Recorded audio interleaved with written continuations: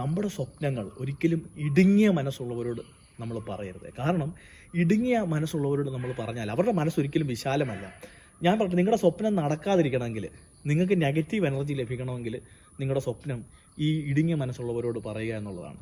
ഞാൻ അങ്ങനെയുള്ള ടീമുകളിൽ നിന്ന് വളരെ മാറി നിൽക്കുക. കാരണം നമുക്കറിയാമല്ലോ, ഈ ഇദ്ദേഹത്തോട് പറഞ്ഞു കഴിഞ്ഞാൽ ഇദ്ദേഹം എന്താണ് തിരിച്ചു പറയാൻ പോകുന്നത്. അപ്പോൾ എന്നാൽ മനസ്സ് വിശാലമായ ഒരുപാട് ആൾക്കാരുണ്ട്. മനസ്സ് വിശാലമായ ആൾക്കാരോട് നിങ്ങൾ സ്വപ്നം പറഞ്ഞു കഴിഞ്ഞാൽ ഉറപ്പായിട്ടും അവർ നമ്മളെ ബൂസ്റ്റ് ചെയ്യുകയും ചെയ്യും. അവരിൽ നിന്ന് നമുക്ക് ഭയങ്കര പോസിറ്റീവ് എനർജി കിട്ടുകയും ചെയ്യും. അവർ നമ്മുടെ സ്വപ്നം സാക്ഷാത്കരിക്കാൻ നമ്മളോടൊപ്പം ഉണ്ടാകും. അതുകൊണ്ട് എപ്പോഴും ശ്രദ്ധിക്കേണ്ട കാര്യം, നിങ്ങളുടെ സ്വപ്നം തകരണമെങ്കിൽ നിങ്ങൾക്ക് മനസ്സിടുക്കമുള്ള ഒരാളോട് പറയുക. സ്വപ്നം നടക്കണമെങ്കിൽ, നിങ്ങളുടെ ദർശനം നടക്കണമെങ്കിൽ നിങ്ങൾ മനസ്സ് വിശാലമായ, നല്ല വിശാലതയുള്ള വ്യക്തികളോട് സംസാരിക്കുക എന്നുള്ളത് അതൊരു വാസ്തവം തന്നെയാണ് കേട്ടോ. അപ്പം അങ്ങനെയുള്ള ഫ്രണ്ട്ഷിപ്പ്, ആ മുല്ലപ്പൂമ്പൊടി ഏറ്റുകിടക്കും കല്ലിനുമുണ്ടൊരു സൗരഭ്യം. അപ്പം നമ്മൾ ആരോട് ചേർന്ന് നിൽക്കുന്നോ ആ ഒരു എനർജിയാണ് നമ്മളിലേക്ക് വരുന്നതെന്ന് ആരും മറന്നു പോകരുത്. എല്ലാവരുമായിട്ട് നിങ്ങളുടെ സ്വപ്നം ഷെയർ ചെയ്യല്ലേ, എല്ലാവരുമായിട്ട് ഷെയർ ചെയ്യരുതേ. മനസ്സ് വിശാലമല്ലാത്ത വ്യക്തികളുമായി നിങ്ങളുടെ സ്വപ്നം ഷെയർ ചെയ്യരുതേ. കാരണം അവരുടെ മനസ്സ് ചുരുങ്ങിയതാണ്.